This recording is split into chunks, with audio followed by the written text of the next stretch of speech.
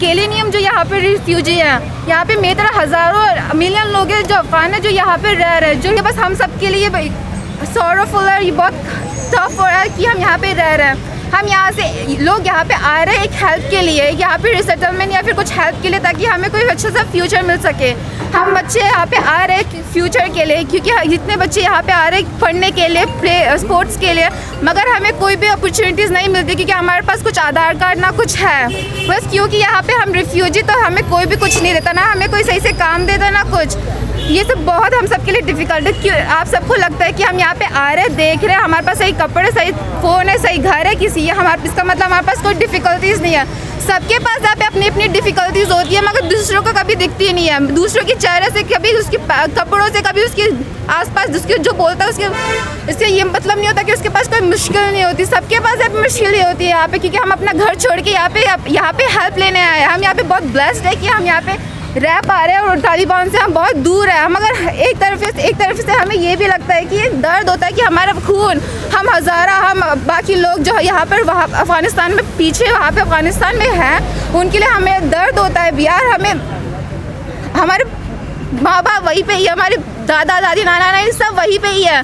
जब हिटलर वहाँ पे गया था, जब फ़लस्तीन में इसराइल का जो लड़ाई हुई थी, सब खड़े थे उसके लिए। मगर जब अब अफ़गानिस्तान के लिए हुआ है, मगर कोई भी आवाज़ नहीं उठा रहा। सब मज़े उठा रहे हैं, सब कॉमेडी बना रहे हैं, सब मीम बना रहे हैं, सब ये बोल रहे हैं कि ये सब एक मजाक है, सब ये मूवी बन रही, क्या बन रही, वाहियात चीज़ें बता रहे हैं, जबकि ऐसा कुछ भी नहीं है। सब यहाँ पे सोशल मीडिया यहाँ पे था, वहाँ पे जाके तुम अपनी आवाज़ खोल सकते हो यार। वहाँ पे जाके थोड़ा सा पोस्ट कर लो, यहाँ पे थोड़ा बता दो, या फिर अपने आसपास के लोगों को अवेयर करो कि हाँ यहाँ पे हो रहा है। तुम्हें एक चिल्लर भी नहीं देना पड़ेगा उस सब चीज़ें के लिए। तुम्हें ये अपनी आंखें खोलो यार।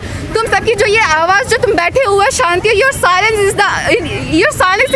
encouraging them to do those all dirty things। मैं वहाँ पे अपने कोई भी नहीं वहाँ पे, मेरा अगर होगा भी नहीं होगा मुझे फ़र्क नहीं पड़ता, मगर एक है कि हाँ मेरा खून वहाँ पर है यार। वहाँ पर मेरे जो भी है मेरे खून है वहाँ पे, तो मुझे दर्द फील होता है। तो वहाँ पे जो औरतें, अगर मैं यहाँ पे नहीं होती वहाँ पे होती, मैं भी वहीं पे उसी चीज़ों से गुजरती। अगर आप भी वहाँ पे आते आप तो आप भी वहाँ पे ऐसी चीज़ें गुजरते यार। और जो ये सब है कि आप बोलते हो कि विमेंस के लिए करो, चिल्ड्रंस के लिए करो, मैं आपकी बात के लिए 100% एग्री करती हूँ, मगर मैन के लिए भी करो यार। वो भी शहीद होते हैं यहाँ पे, क्या हो क्या नहीं होता। यहाँ पे एक सती मूवमेंट ये सब ऐड करते हैं, डाउरी सब आप लोगों ने अबॉलिश किया, मगर वहाँ पे जो ये सब हम लोगों ने इतनी मुश्किल से 20 साल पहले अपने राइट्स के लिए लड़ा है, अब वापस हमें दोबारा लड़ना पड़ेगा। तो अगर आप यहाँ पर दोबारा ये सब मूवमेंट आए, सती मूवमेंट, डाउरी, कि आप चुप बैठोगे नहीं ना, तो हम अपने आप से बोलते, हम आप सबसे विनती करते हैं कि हमें भी अपने राइट्स वापस चाहिए। आप अपनी वॉइस उठाओ, अपनी वॉइस उठाओ। जो एक छोटा सा स्टेप लेते हो हमारे लिए 1000 स्टेप के बराबर होता है। मैं ये कहना चाहती हूँ, यही है। ये मत सोचो कि ये ट्रेंड है या कुछ है या कुछ और। How could you be so heartless यार। ये सभा केवल इसलिए नहीं रखी गई है कि अफगानिस्तान में संकट है, ये सभा इसलिए भी रखी गई है कि पूरी मानव सभ्यता के सामने संकट है। और इसलिए जरूरी हो जाता है कि व्यक्ति चाहे किसी भी मुल्क का हो, चाहे किसी भी धर्म का हो, चाहे किसी भी जाति का हो, वो खड़ा होकर जब ये मानव सभ्यता के सामने एक संकट खड़ा है, उसके खिलाफ कंधे से कंधा मिलाकर लड़े। आज तालिबान का संकट हमें दिखाई दे रहा है, लेकिन हमें पूछना पड़ेगा कि ये तालिबान पैदा कैसे हुआ, ये तालिबान क्यों उठ खड़ा हुआ। ये तालिबान इन साम्राज्यवादी ताकतों के आर्थिक और अपने हितों की पूर्ति के लिए और राजनीतिक हितों की पूर्ति के लिए खड़ा किया गया एक जमात था। और जब इन साम्राज्यवादी ताकतों को यह लगने लगा कि अब उनके हितों की पूर्ति नहीं हो सकेगी, तो वो पाकिस्तान, वो अफगानिस्तान को, वहां के पूरे ताने बाने को तहस नहस करके वहां से छोड़कर सब चला गया। और बड़ी ही साफ सुथरी तस्वीर पेश कर रहा है कि हमने सैनिक वापस बुला लिए, यानी कि आपने जब पूरे अफगानिस्तान को तहस नहस कर दिया, उसकी जनता को, जब वहां पर एक चुनी हुई सरकार सत्ता में आने वाली थी तो उसको खत्म कर दिया, वहां के लोगों के अधिकारों को खत्म कर दिया, वहां के सब लोग फिजिकल डिस्टेंस को मेंटेन कीजिए। वुमेन राइट का सेव करूंगी, ये कभी भी सेव नहीं करेंगे। तालिबान सेम है और कभी भी चेंज नहीं होगा। और वुमेन एंड चिल्ड्रन का राइट, गर्ल्स का राइट।